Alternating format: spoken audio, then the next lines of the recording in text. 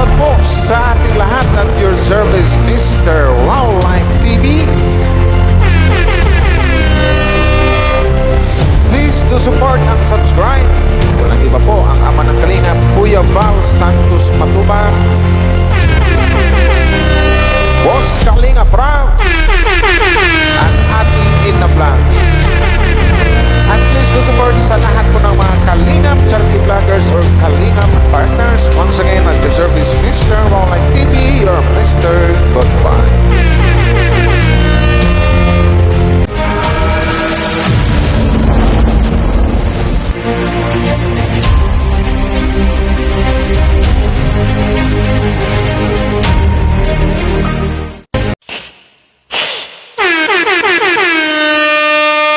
Shoutout sa lahat, no? Sa lahat po ng Team Kalingap, hello po sa inyo. Magandang araw po. At your service, Mr. Wildlife TV.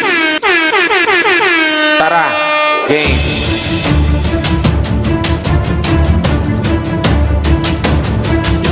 Sound check, sound check.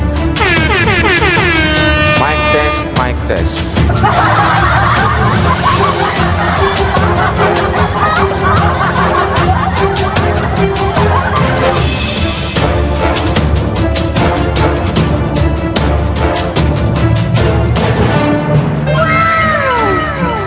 So ito na guys, no? At your service, Mr. Wildlife TV. Magandang araw po sa inyo dyan, sa lahat po ng mga Team Kalingap, mga supporters ng Team Kalingap, sa Kalingap community. Hello po sa inyo. Tanjoy fans, AG fans, and Jomcar fans, hello po sa inyo. So bago tayo magsimula guys sa ating bigyan ng kaunting reaction ngayon, suportahan po natin ang buong Team Kalingap. Siyempre sa pangunguna po ni Kuya Val Santos Matubang, Ate Ina Vlogs, and Boss Kalingap Rav. Once again, maraming salamat sa mga bagong subscriber ko, sa mga walang sawang nag-like and share, sa mga nanonood sa mga pampagood vibes ko na react or sa mga live na pakatakanta. Thank you very much po sa inyo. Maraming salamat sa inyo, Team Kalingap. So ito na guys, papakinggan natin. Mayroon tayong papakinggan dito na mayroon kasing mga balita or issue na lumabas ngayon eh.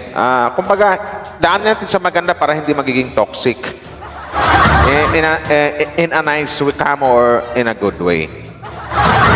Kasi alam naman natin na, di ba nga, ika nga ang kasabihan nga, pag ang puno, maraming bunga, hitik sa bunga, maraming nababato diyan.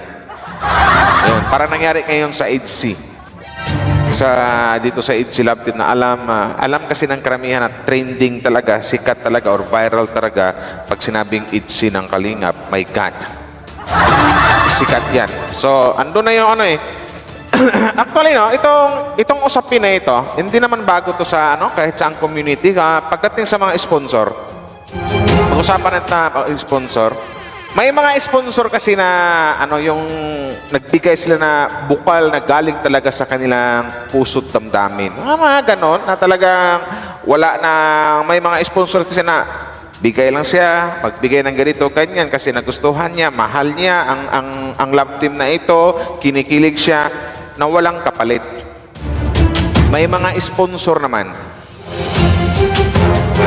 na may sabihin natin mayroong mga sariling agenda. May mga plano na ikaw mo nakapagbigay, ando na yung magmando, manghawak sa liig. Yun po ang pangit. So dito papakinggan natin kung ano ba tong hinaing ng or ano ba tong, kasi ngayon ko lang na parang ngayon ko lang na narinig na sa live ni Ido, sa bagay pag ang tao napupuno talaga, magsasalita yan. Kasi alam niyo naman guys, na tuwing live ni Ido, talagang hindi nang tatapik ng mga ng mga issue, puro vlog niya, mga charity. Pero siguro tao lang din si Ido napupuno. So yun na nga, naglabas na. So ito, pakinggan natin So wait lang, nasaan ba yun? Ito. Yan. Ito, pakinggan natin. Ang gugulo kasi ng mga tao dito. Para wala na sila, para manahimik ng lahat, wag na lang tayo mag-EDC. Para tahimik na ang kabuo ang paligid. Kita nyo? Diba? Sabi ko sa inyo, wag niyong punuin ang isang kalingapido. Ito yung nakikita, ito yung ano ang ramdam ko sugali ni Kalingapido. Mahilig mo ano to. Ayaw niya yung mga salitang paligoy-ligoy. Gusto niya real talk agad, diretsahan agad, prangkahan agad.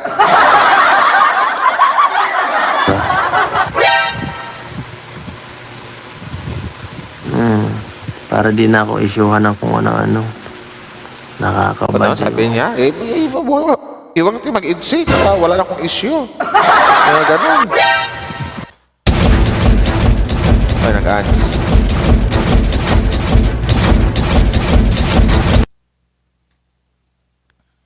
Lumiit. Sana yun. Ang dami dito ng ano. Alam niyo po, sa mga taong naninira, ano, hindi ko alam kung bakit galit na galit sila sa akin. O yun ang tanong ko Bakit galit na galit kayo kay Ido? Ano bang mayroon sa isang papaids at bakit galit na galit kayo?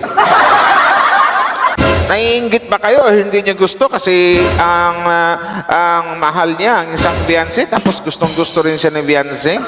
Bakit ganyan kayo? Pinapakilig na nga. Nagpapakilig lang naman si Kalingapido. Nagpapasaya ng tao. So, anong rason? Anong basihan niyo? Bakit nagagalit kayo?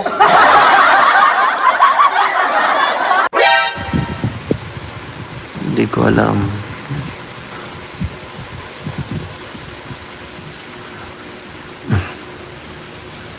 Wala kang gagawing tama. Hindi pwede makipaghalubilo sa kapwa. Mali. Pag nakahalubilo ka sa mali pa rin. Grabe naman kayo makabantay sa isang Kalingap dito. Mga kapaka, di na kinaano, no? Parang gusto yun, lahat ng galaw ni Ido, kayo na yung oy, ano yan, anak nyo? Oy, wag kang makipaghalubilo dyan. Oy, wag kang makipag-usap dyan. Oy, wag kang pumunta dyan. My God! What happened? Kahit tumulong ka, mali pa rin.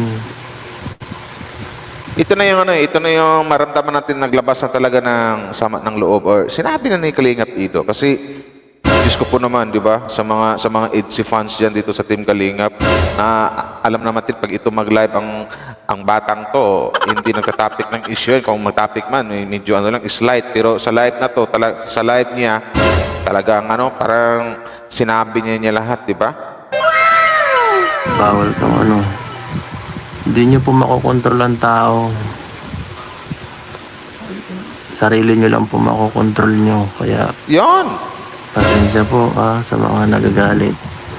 Sa mga di nyo nagaganda na mga kilos natin. Pasensya na, pero wala po kayo magagawa kasi buhay ko naman po ito. Yes, tama. Huwag kayong magmando. Buhay niya yan eh. Hindi pwedeng kayo ang masunod. Mismong si Ido ang masusunod sa kanyang buhay. Hindi kayo, my God.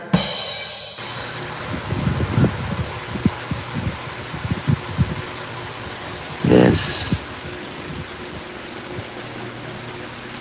Yung mga naninira, yan po ang may galit sa atin. Yung mga gusto tayong siraan kay Beyonce.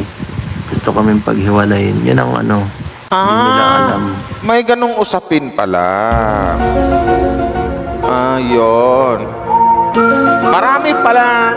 Talagang literal na may maninira sa kanya or dito sa EDSI na gusto silang paghiwalayin. Ika, sabi ko kanina, pag ang puno hitik sa bunga, maraming bumabato dyan. Wow, ang kakapal naman ng mukha ng mga taong naninira, mga put. Sarap pa.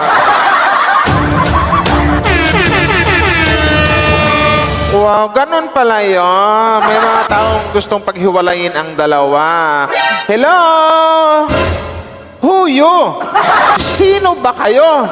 Para gawan niyo ng ganyan si Ido or ang isang EDSI na gusto niyong paghiwalayin? Ang kakapal naman ng mga atay balon-balunan nyo.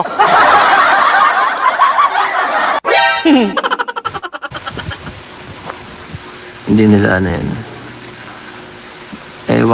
Hindi natin alam yung nila motibo sa kanilang ganyang di ba? Ang yung motibo nila galit nila dyan, sa atin, ano ay, ang motibo nila dyan, Papa Eds, gusto lang mangyari na, paghiwalayan kayo. Kasi may mga fans kasi na, pwede ko, kumbaga, ito lang real talk lang. May mga fans kasi, for example, Edsy, may mga fans kasi na mayroon lang makaido at mayroon lang makabiyansi. Aminin man natin yung hindi, may nangyayari talaga ganyan. Ganon. May mga ibang fans na nagkukunwaring Edsy fans pero dito lang sila sa isa. Yun lang yun. Ganon lang yun. Pagdating sa love team, lalo pag may mga GC-GC, parang hindi yung normal na galit lang na parang gusto nilang manira lang talaga dahil gusto kang siraan. Parang ganun eh. yun nga ang tanong eh. Ano bang mayroon? Bakit naninira kayo kay Kalinga Pido? Ano bang ginagawa niyan? Nagbablog for HC? Nagcha-charity? Ano ba nakita niyong mali kay Ido? Ano bang gusto niyong mangyari? Tandaan niyo kung walang HC kung walang Kalinga Pido. Yun. Walang HC kung walang Viancy. Diyos ko po. Tapos maninira kinang ganyan? Madami na po yan. Hindi lang po yan dati pa. Ay, hindi lang po yan yun. Dati pa po may mga ganyan, Oo, dati pa talaga yan. So, kumbaga, pangkaraniwang issue na ito. Pero dito kasi, nagulat lang din ako na for the very first time nagsalita si Kalinga Pido kasi ulitin ko, bawat live nito, kung mag-topic man ng issue niyan, slight lang, pahapyaw lang. Pero ngayon talaga, tinudo na. Nung pa po, siguro, may kagaya pa nung kay Erica Days, kay Reyna, hanggang ngayon. Normal Hanggang ngayon na Papa Eds mayroon pa ring mga fans si Letter E na talagang galit na galit dun sa iyong Letter V ngayon kundi si Viancy. Ang dami pang mga sinasabing hindi ka aya-aya may mga toxic na ganyan. Pag dumikit tayo sa kung sino-sinong tao, tapos di lang nila nagugustuhan, lalo na yan, di ba? Tapos pagka nawala, wala na sila, malipat sila sa kabilang Yes, sa kabilang Ganon yung mga ganon yung tawag nito. Ganon yung mga gawain ng mga taong makikiti ng utak. Totoo lang. Yung iba nga nagkukunwaring mga fans Pero ang gusto lang mangyari, mapaghiwalay yung dalawa talaga, papasok yan sa mga GC na kunwari solid fans sila, ganito ganyan, pero nangi-spy lang yan. Alam na alam ko itong mga galawang ganito Diyos ko po. Magawa. So, hindi naman tayo sanay na ako sa mga ganyang tao na nangingialam ng buhay. Kaya, may sulsulera talaga sa nila Beyonce. Yun po ang problema. Hindi naman po sa yan ang sabi ni Papa Edsa, may sulsulira daw doon kina Viancy. Yan yung sabi ni Papa Eds. Ulitin natin, guys. May sulsulera talaga sa nila Beyonce. Yun po ang problema. Hindi naman. O sino ba kasing mga sulsulira na yan? Bakit ganyan kayo? Bakit ganyan kayo sa isang Papa Eds? Ano bang galit nyo? Bakit napunta pa sa mayroong mga words na sulsulira? Nako, pag kayo makilala talaga, yari kayo kay Kuya Val niyan.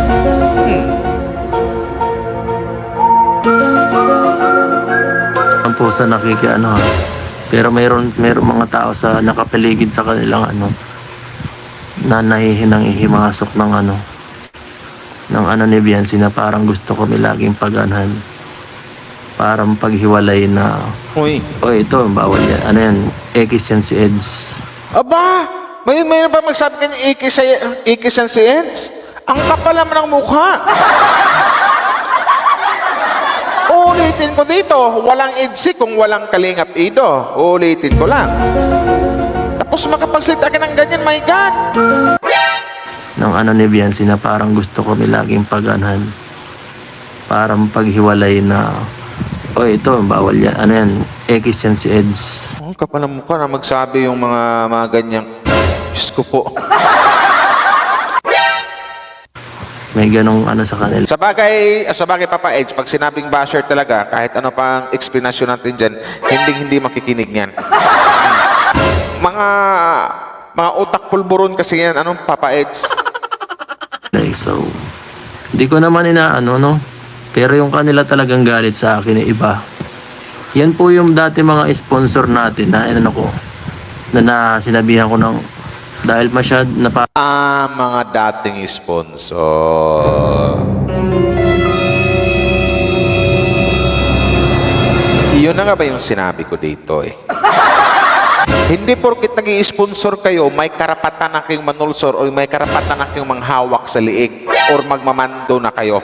Kung ganyan yung ugali nyo, ibigay nyo lang sa iba yung mga in-sponsor nyo, ibigay nyo lang sa hindi yung nagbibigay kayo pero mayroon pa lang kapalit. Diyos ko po, pinakilig na nga kayo, pinasaya na kayo. Tapos ang iniisip niyo dito, nagbibigay tayo, nagbibigay ako, dapat ganito, ganyan, susundin na lang mga sasabihin ko.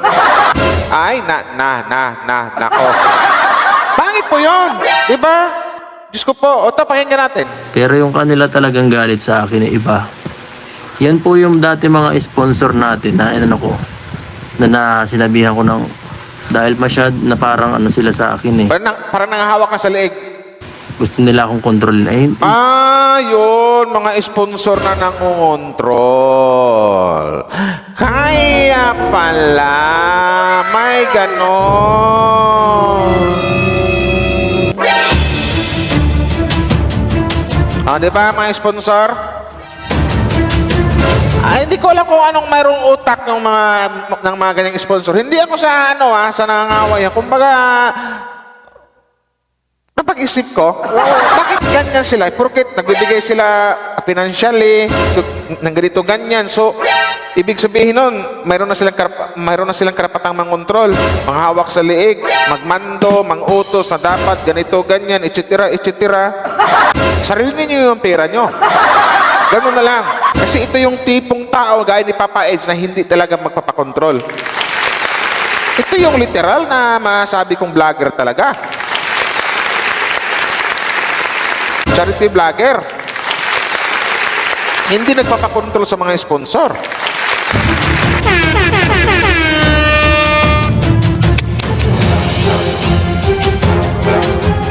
Hindi ako payag sa ganung Kasi ako ang vlogger. Gusto nila na sinabihan ko ng dahil na parang sila sa akin eh. Gusto nila akong kontrolin. Hindi ako payag sa ganung Kasi ako ang vlogger dito. Tama, sampal to sa mga nangungontrol, mga controlling sponsor, something like that. Sampal to sa mga nangungontrol sponsor, itong mga sinasabi ni Papa Eds. Pag hindi ko nagustuhan ng ang mga kahit sponsor ko, pag hindi ko nagustuhan ng ginagalaw, ako mismo ang nagtitikal sa kanila na, uy, hindi niyo ako pwedeng ganyanin, Yes, mga tama. toxic sponsor. Ganyan. Di ba? Ngayon ko narinig to na mayroon palang mga pwedeng tawagin na toxic sponsor. Yung mga sponsor na nangungontrol. Yun. Saludo ako si Papa Eds. Ganyan dapat. Di ba? Simula pa po yan kala Jemel, may mga ganun po yan sa Kalingap, May mga, hindi ko napapangalanan yung mga iba. Tamo, ang bait pa ng isang Kalingap Ido dito. Hindi pa niya pinapangalanan. Concern pa din siya doon sa mga nangungontrol ng sponsor. Ito kasi mahirap sa mga sponsor, di ba? Kasi yung iniisip nila na gumagastos tayo, nagbibigay tayo. So, ito yung mga iniisip nila eh. So, mayroon na tayong dapat kung ano yung sasabihin natin, susundin nila kasi nagbibigay tayo sa kanila eh. Na which is maling-mali. Kasi unang-una, hindi naman kayo inuobliga or hindi naman nangihingi ang isang Kalingap Ido sa inyo eh. Yan ang hirap sa mga taong ganyan eh. Porket nakapaglabas ng pera, nakapagbigay na, ganito ganyan. Yun yung mangungontrol na. Ito kayo, hawakan ka na sa liig. My God. Kung ako sa inyo, kung ganyan mga ugali nyo, pero hindi lahat kasi mayroon namang mga sponsor na bukal talaga, galing talaga sa puso yung pagbigay na walang hinihintay na kapalit. Something like that. Pero may mga ibang sponsor talaga ng ika nga, sabi ni Papa Edge, mga toxic sponsor. Yung mga ganon. Na talagang nakapagbigay tayo mag-ano tayo kay Kalingap Ido dito sa EDC. Sabihin natin na ganito ganyan, bawal yan, wag siyang lumabas, etc. Wag siyang magipagulubilo, etc. Yan yung mga toxic sponsor na sinasabi ni Boss Kalingap Ido. Yung tipong kung ano yung gusto nila, dapat masunod. Kasi pag hindi mo susundin, hindi ka bibigyan. Ganun lang yan. Para ano naman tayo dito. So, ang pangit ng ganyan. Kasi yung feeling ng iba, basta mag-sponsor, feeling nila, entitled na sila maging bida-bida. O yun, sakit nun, di ba? Sa mga toxic sponsor, hindi porket nakapagbigay kayo, entitled na kayo na ito ganyan na, yun na nga ba, bida sila, pasikat sila. Kasi may mga sponsor na pasikat din. Na, di ba, may mga ibang sponsor din. Ito pangkaraniwang nangyayari ito sa lahat ng community, hindi lang sa Team Kalingap May mga sponsor na, mayroon ding mga sponsor na pabida-bida or pasikat. Yung tipong gustong pag nagbigay sila, dapat lagi mong i-shout out. Yung tipong makilala yung mga pangalan nila as a sponsor. Yun yung mga sponsor na bida-bida.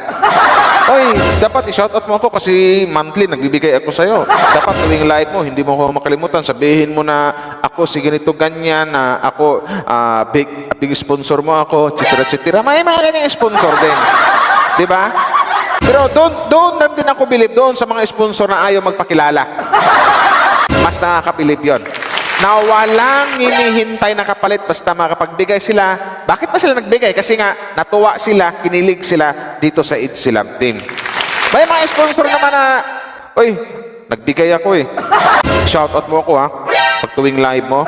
Ipakilala mo ako sa pangkalahatan at isigaw mo na isa ako sa mga big sponsor mo. May mga sponsor na ganon. Nakapatid din ng mga toxic sponsor na mga hawak na sa league or mangongontrol na ganun doon. Real talk lang. Diba?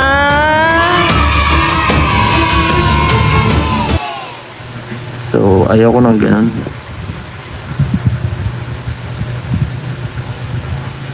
Tama Hindi yung naman Papa sa Eds. bihira lang tayo, May mga na ano lang ako, medyo na-off lang ako kasi puro ganun nababasa imbis na ang vlog lang natin tungkol sa kung ano-anong Tama. yung mga ganyan. Hindi ko napapangalan kung sino sila pero Ang bait mo pa rin, Papa Eds. Ang bait mo pa rin. wag lang sumobra. Huwag nyo kasing punuin ang isang Papa Eds o ayan tuloy ng salita.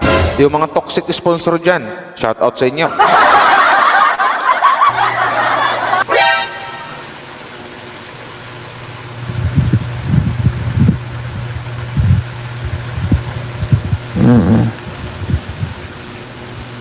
Huwag lang sana sumobra kasi syempre di naman tayo lumalaban kahit anong gawin nila sa atin. Pinagbibigyan lang natin ang pinagbibigyan.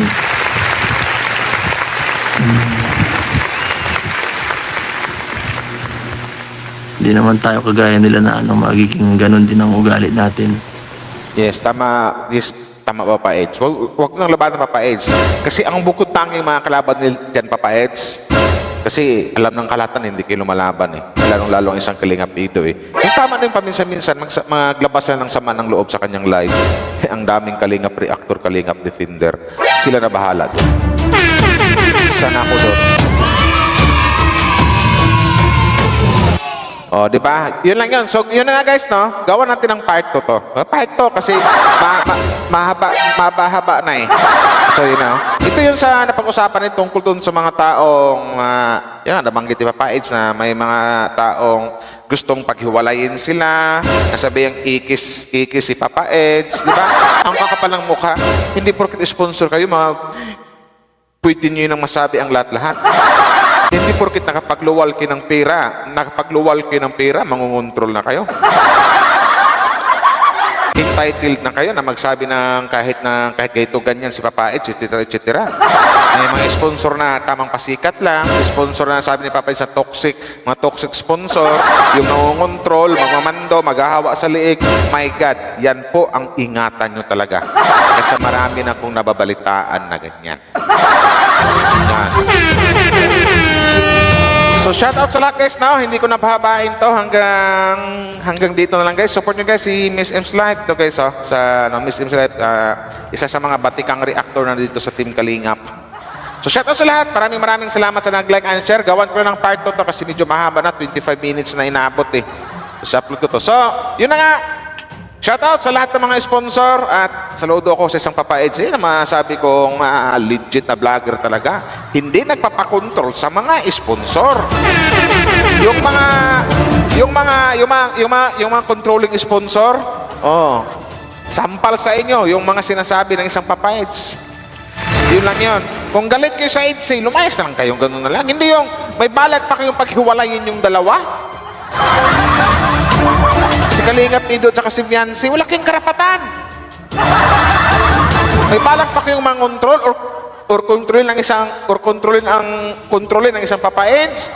Hindi nyo magawa yan kasi hindi kanyang tao ang isang Papa Ido na nagpapakontrol sa mga sponsor.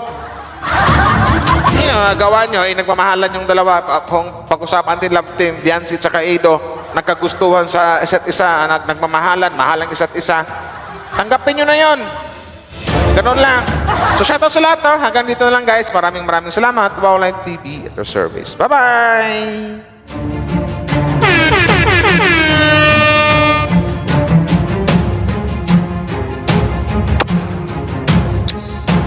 Babush!